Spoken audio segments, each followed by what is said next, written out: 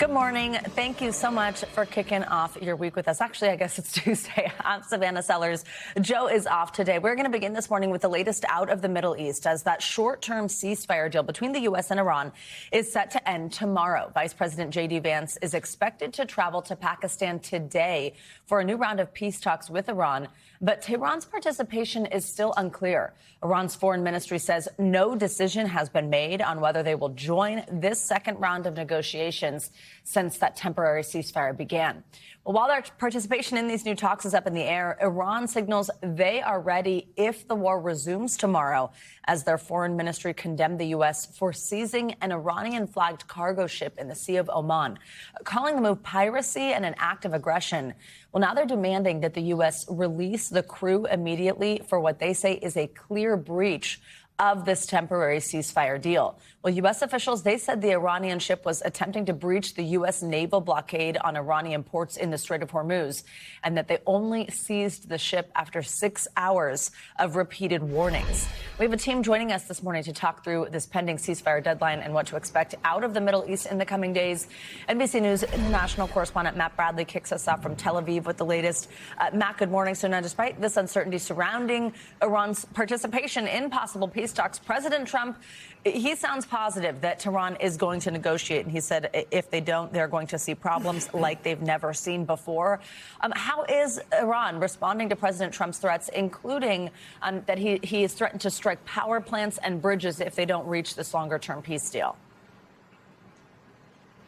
Yeah, well, Savannah, I mean, all of that sounds a little familiar, doesn't it? We've been hearing about hitting power plants and other civilian targets for much of the last 6 weeks, and that was a threat that President Trump delayed at least 3 or 4 times. So it's unclear whether or not this latest ultimatum coming tonight is going to be delayed as well. Now, you asked how the Iranians are responding. Well, they said that they're not going to be committing to any negotiations under threat. They seem to characterize the U.S. posture as something like gunboat diplomacy. Now, this has been a consistent line of the Iranians ever since before this fight started with U.S. and Israeli attacks against Iran on February 28th. So they've always said that even with all of this American and Israeli firepower arranged at their doorstep, that they will not negotiate with a gun to their heads. Let's see if that actually goes through. The New York Times has said, quoting 2 Iranian senior officials, that there are, in fact, delegates on their way to Pakistan to participate in these talks, particularly since Vice President JD Vance is expected to attend. And Matt, what is the latest on traffic in the Strait of Hormuz, including how the U.S. blockade on Iranian ports and then that seizure of an Iranian ship we mentioned is impacting Tehran's willingness to negotiate? Well, look, as far as a blockade is concerned, this is very much an act of war, and the Iranians are treating it as such. The Iranians' main response, of course, is to blockade the strait as well. So now we have, once again, we're returning to double blockades on the Strait of Hormuz. It sounds as though traffic has been very, very limited, and it looks as though almost nothing has been getting through. The seizure of that Iranian vessel by the U.S. has been considered extremely inflammatory by the Iranians. They are demanding to get this back. And for them, again, this is the kind of act of war, the kind of gunboat diplomacy that they are rejecting.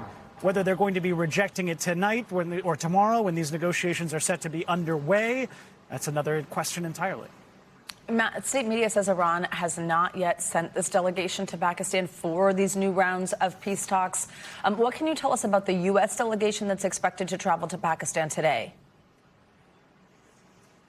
Well, it sounds as though it's J.D. Vance who's going to be going, is likely to be with Jared Kushner, President Trump's son-in-law, and President Trump's top diplomatic envoy, Steve Witkoff. Now, these 3 men are certainly going to be surrounded by some other senior officials. These remain the highest level set of negotiations that we've seen between Iran and the U.S. since the 1979 revolution that put the current Ayatollah regime in power. So these are high-level negotiations, but they're coming a little more than a week after J.D. Vance returned from Pakistan empty-handed. Whether or not things have changed, well, that's unclear. We now have what looks like an enduring ceasefire between Israel and Hezbollah in Lebanon. That could go a long way toward helping secure some sort of deal. All right, Matt Bradley, thank you very much. Alex Vatanka, senior fellow at the Middle East Institute, joins us now for his expert analysis on this looming ceasefire deal. Alex, good morning. So, tensions between the U.S. and Iran, obviously, they've been high for weeks and months at this point. But this past weekend, it sort of feels like an escalation in some day, especially because we're just one day away from that 2-week ceasefire deadline. What do you think about where we're at with the potential of these conversations and what we've seen from the president by not backing off this U.S. blockade on Iranian ports once Iran, to an extent, opened up the strait?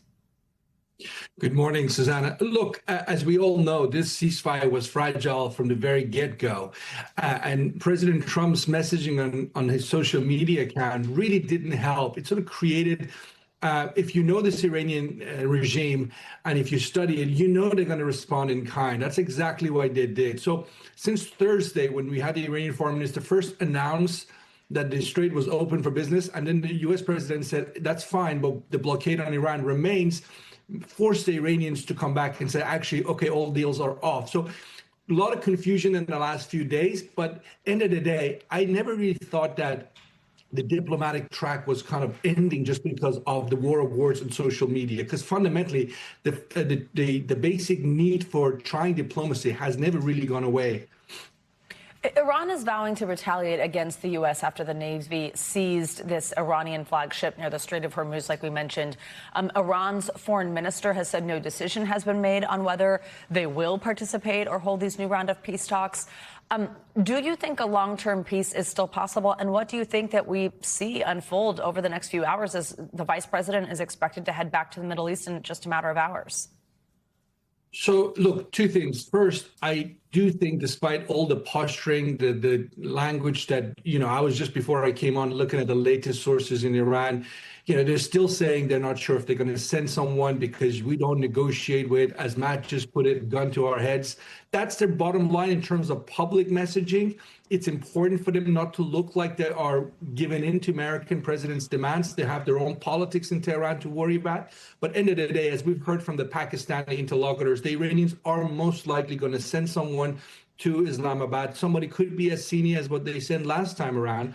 The Americans are sending the vice president. Iran needs to keep that in mind as they think about who they should send. But that's the first one. Second point, look, in terms of what they're going to negotiate over, the most realistic thing for them to do is not to try and tackle everything in one go. They need to prioritize what's most important. It's the issue of the Strait of Hormuz. Is Iran not having a nuclear weapon? Is sanctions relief for Iran? You get those basics done, and then you go and have a broader conversation, which will take not days, not weeks, months, perhaps even longer. Because, Susanna, people forget, 47 years of bad blood takes time to fix it. Do you think that the war has changed the dynamic of these negotiations? Because, of course, Iran and the U.S.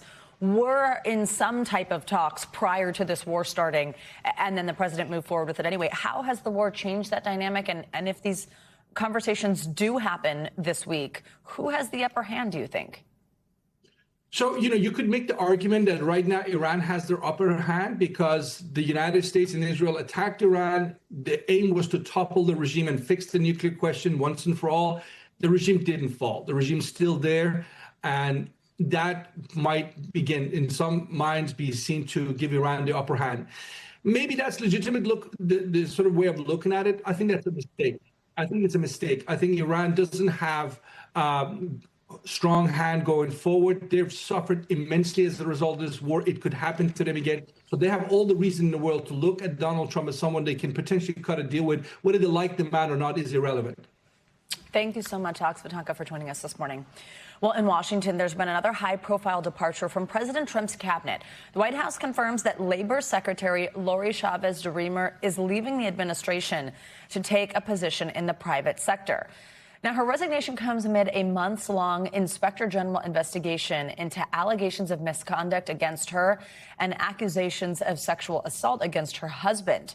Chavez-DeRemer's attorney tells NBC News that her decision to leave was personal and, quote, not the result of legal wrongdoings. NBC News political reporter Megan Leibowitz joins us with more on this one. Megan, good morning. So now the third cabinet member here to either resign or be fired from the Trump administration during the president's second term. Turns out all of them are women. But tell us what we know about this investigation that the labor secretary was facing. What's the backdrop here? Yeah, good morning. So this comes as the Labor Secretary had been facing an investigation by the department's Inspectors General office, and this had stemmed from a months ago complaint into her alleged behavior. Now, multiple top staffers had actually ultimately been swept up into this investigation as well, ultimately being placed on administrative leave and then resigning or leaving their posts ultimately. So there were two officials who had actually resigned earlier this year after allegations in a probe into potential travel fraud, basically alleging that the staffers had set up work events for the secretary as an excuse for personal travel. Now, the secretary had also faced an internal complaint alleging that she had pursued an inappropriate relationship with a subordinate as well. Now, as you mentioned, her attorney had said that this was not a result of any legal wrongdoing. He said that this was a personal decision. But another important piece of context here is that the Labor Secretary, as part of this probe, had been scheduled this week to sit down for an interview with the Inspector General's office as well. Now, this resignation, of course, means that comes before that will actually be able to happen. But we also heard from the Labor Secretary as well, pushing back against the allegations against her, her family, and her team that she said were peddled by high-ranked deep state actors who have been coordinating with the one-sided news media and continue to undermine President Trump's mission. Savannah. Megan, I do want to ask you about something else here. Some people might have started seeing this online. It's been generating a lot of speculation, conspiracy theories. The FBI announced that it will investigate the seemingly potentially unrelated deaths and disappearances of at least 10 scientists and government workers over the last few years. It's something that caught the attention of President Trump last week. What are we learning? Who are these scientists and officials? Yeah, so since 2022, there have been at least 10 scientists and government workers who have had connections to various government projects, including things like nuclear programs and NASA as well, who have died or who have disappeared. Now, the deaths and disappearances appear to be unrelated, but recently there's been speculation that they could somehow be connected. So the FBI says that they're going to look into that. They said that they're going to work with departments like the Department of Energy and the Pentagon as well. We also heard from a spokesperson from NASA who weighed in, saying in a post to X that at this time, nothing related to NASA indicates a national security threat, saying that the agency is committed to transparency. Now, some of this has been bubbling up a little bit as well since February, when retired Air Force Major General Neil McCaslin disappeared. Now, his wife had actually addressed some of this speculation that his disappearance could somehow have been connected to his previous job. And she said that his disappearance he had been retired from the Air Force for almost 13 years and said that, in her words, quote, "It seems quite unlikely that he was taken to extract very dated secrets from him." But certainly a really interesting investigation to watch and see how it all plays out, Savannah. And like I said, a lot of people talking about it online. Megan, one other thing I want to cover with you before we let you go. Another member of Congress is facing calls to step down. I'm talking about Representative Corey Mills of Florida. A fellow Republican, actually, Congresswoman Nancy Mace introduced a resolution yesterday to expel Mills over accusation that includes sexual misconduct. So far, he hasn't been charged with any crimes, but he's been facing pressure to leave Congress for months. And obviously, we've seen related events on the Hill in the past couple weeks. Is his job at risk here, and what is Mills saying about all this? Well, there's a pretty high bar to actually expel a member of Congress. It would require 2/3 support instead of a majority, meaning that it would require several Republicans to sign on in addition to Mace. And it's unclear right now if there is that level of support to ultimately expel him. But Mace's resolution comes as the House Ethics Committee is investigating Congressman Mills into allegations of potential sexual misconduct, dating violence, and campaign finance violations. Now, Mills has denied any wrongdoing, and he's pushed back against Mace in several posts to X last night, criticizing her directly, saying in that post to X that Nancy wants you to believe she's fighting for you, but she's not. One minute she's MAGA, the next she isn't, calling her a hypocrite. And so we also heard yesterday from House Speaker Mike Johnson, who told reporters that House Republicans trying to expel each other is not something that he encourages. So it remains to be seen whether there is ultimately enough support support to expel the congressman. All right, Megan, thank you so much, covering a lot for us. Well, FBI Director Kash Patel is suing The Atlantic over a bombshell story it published last week alleging he drinks to excess and has had unexplained absences at the Bureau. Patel's attorneys say the story is a sweeping, malicious, and defamatory hit piece. Patel is seeking $250 million in damages. The Atlantic is standing by its reporting, saying that it will vigorously defend its journalists. NBC News Chief Justice and National Affairs correspondent Kelly O'Donnell has the story. A battle over reputation and reporting. You want to attack my character? Come at me. Bring it on. I'll see you in court. FBI Director Kash Patel filed a defamation suit seeking a staggering $250 million against the Atlantic Monthly Group after its April 17th story, citing anonymous sources, reported that bouts of excessive drinking and erratic behavior have put his job on the line. NBC News has not independently verified that reporting. The story claims on multiple occasions the director's security detail had difficulty waking Patel and states that a request was made late last year for breaching equipment to gain entry. Patel's lawsuit calls that claim pure fantasy and states that breaching equipment is provided to all FBI protection details. Patel had faced criticism for this moment when he partied with U.S. men's hockey, winning Olympic gold. He responded that he was extremely humbled to celebrate with the boys. In his lawsuit, the director alleges the Atlantic story contains false and fabricated information and that the publication did not include some of the FBI's responses before they went to print. The Atlantic, however, says this is a meritless lawsuit, and they say we stand by our reporting on Kash Patel. All right, Kelly, thank you. Well, let's dig deeper into this brewing legal battle with NBC News legal analyst Danny Savalas. Danny, good morning. Always great to have you. So Kash Patel, he claims that his team, the actual malice standard in his case is a legal layup. So help us understand what that standard is, why it is actually notoriously difficult to meet that in a case like this. Like, what do you think? What shot do they have? Yeah, Kash Patel, because he is a public official, has to meet a higher standard for defamation. Defamation is a false statement that causes you reputational harm. But if you're a public official, you have to show something called actual malice, which, Savannah, is the worst named legal principle in American history because it totally confuses people. It has nothing to do with actual and nothing to do with malice in the sense that people are being mean. It has to do with a reckless disregard of the truth. In other words, the standard is that the truth was right there for you to see and you ignored obvious indicators that this may be false. And that's why this is going to be a very difficult standard for him to meet for really two main reasons. Number one, the article is sourced. Yes, they weren't not willing to go on the record, but it is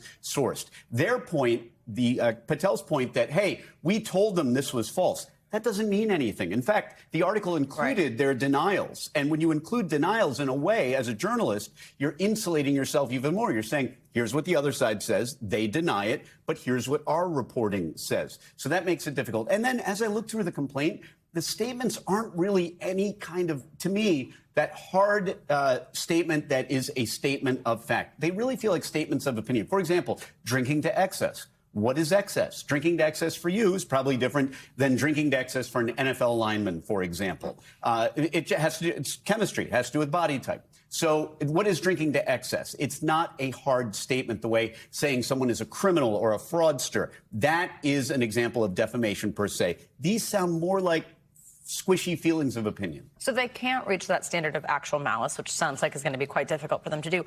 Do they have other recourse if they're essentially upset about this article?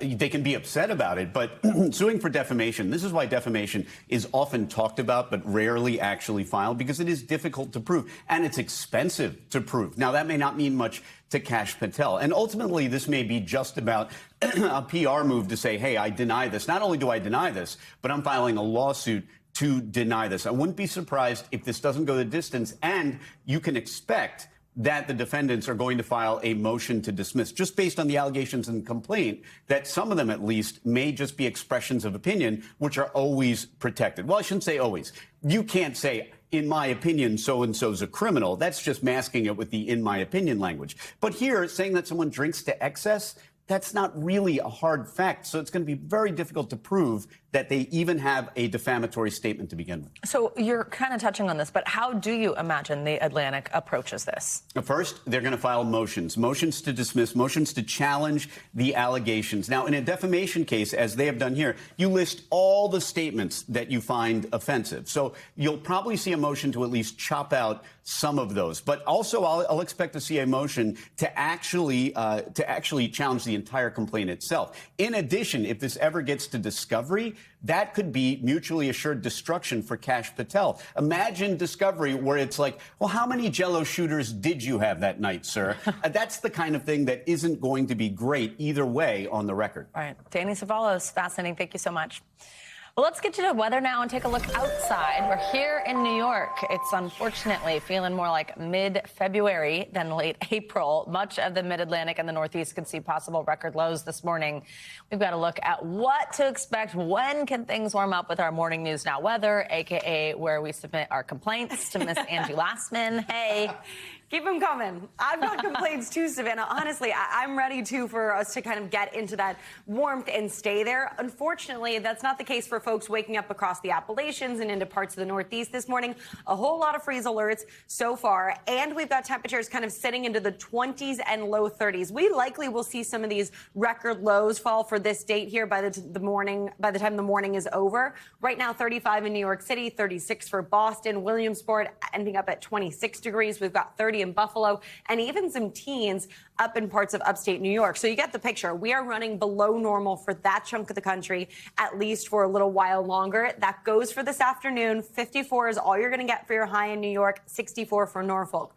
In the meantime, we've got really kind of mild and even on the warm side of things conditions across parts of the middle of the country and the Midwest. We've got 75 for Chicago, 90s across the plains, 81 degrees today in St. Louis. So some really kind of typical temperatures for this time of year in a couple of spots, but most of the country actually running above normal. We've got 83 in Denver, running more than 20 to even 30 degrees above normal tomorrow for parts of the plains. We've got 84 for Charlotte, and we've finally started to kind of moderate out for the Northeast tomorrow. Notice there's a 70 on that forecast for New York City by Thursday because the roller coaster ride continues. We get back to the 70s. We end up into the 60s by Friday, and we head into the weekend at 58 degrees. Similar story for our friends in Chicago. It's 80s on Thursday. By the time Saturday rolls around, we're into the mid-60s.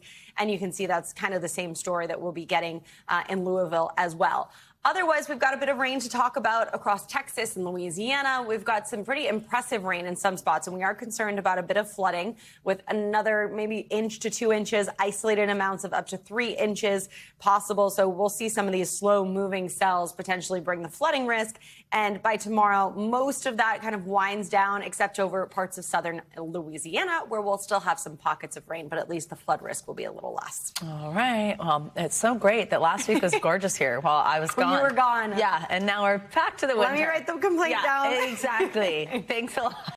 We thank you for watching, and remember, stay updated on breaking news and top stories on the NBC News app or watch live on our YouTube channel.